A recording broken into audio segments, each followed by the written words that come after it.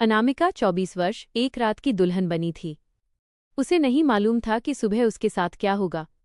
वह आदित्य 30 वर्ष से बेहद मोहब्बत करती थी। आदित्य एक रसूखदार बिजनेसमैन था और अनामिका उसके प्यार में अंधी थी। उस रात आदित्य जब अनामिका को लेकर अपने नए पेंट हाउस में गया तो अनामिका की आंखें उस घर की चमक देखकर चौंधिया गईं। आदित्य ने अनामिका से अपनी इच्छा जताई और कहा, अनामिका, आज की रात हमारे मिलन की सबसे यादगार रात होगी। अनामिका ने भी खुद को उसे सौंप दिया। दोनों के बीच प्यार की हदें पार हुईं।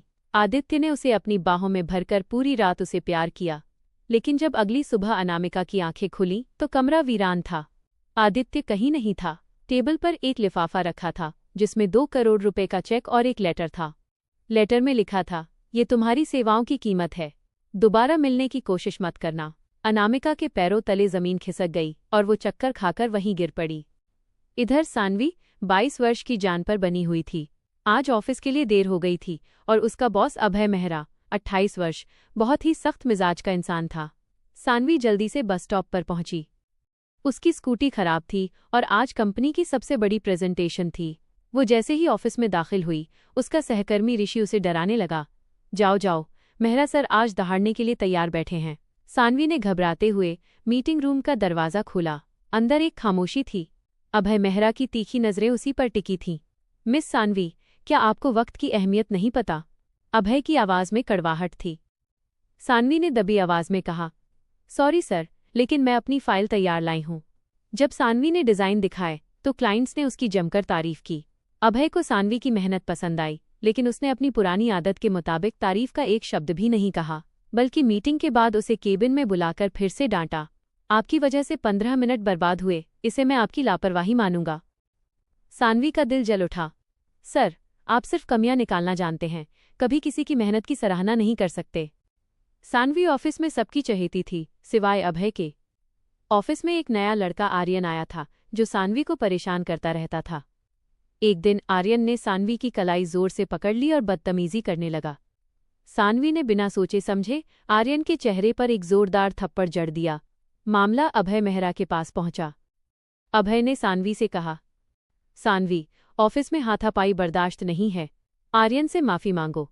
सान्वी की आंखों में आंसू आ गए। सर, उसने मेरा हाथ मरोड़ा था, मैं माफी नहीं मांगूंगी। अभय ने सख्त लहजे में कहा, माफी या फिर जॉब से इस्तीफा। सान्वी ने भारी मन से माफी मांगी, लेकिन उसका दिल टूट गया। उसे लगा कि ये दुनिया ईमानदार लोगों के लिए नहीं है। उस रात बारिश हो रही थी। सान्वी ऑफिस के बाहर भीग रही थी। तभी अभय अपनी कार लेकर आया और उसे जबरदस्ती घर छोड़ने के लिए कहा। सान्वी की हालत देखकर उसे थोड़ा दुख हुआ। रास्ते में उसने सान्वी का लैपटॉप ठीक करवाने के लिए अपने पास रख लिया। अगले दिन सान्वी की बहन अनामिका घर पर बीमार थी।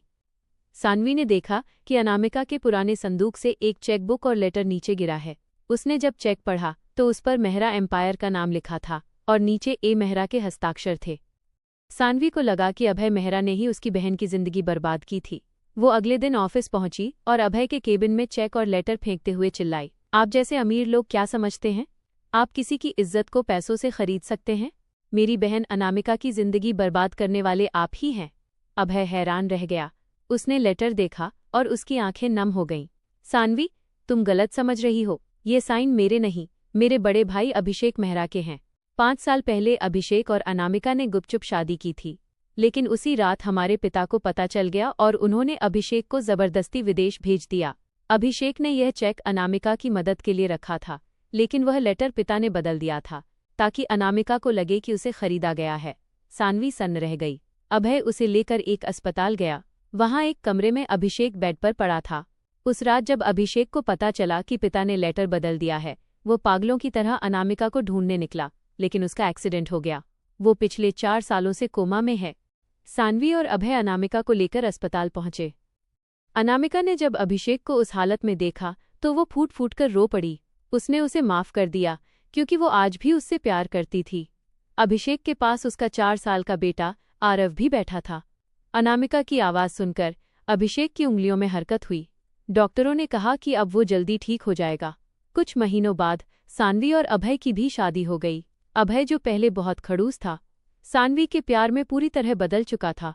सुहागरात की रात सान्वी ने उससे शरारत करते हुए पूछा, सर, क्या अब भी आप मेरी कॉफ़ी बंद करवाएंगे?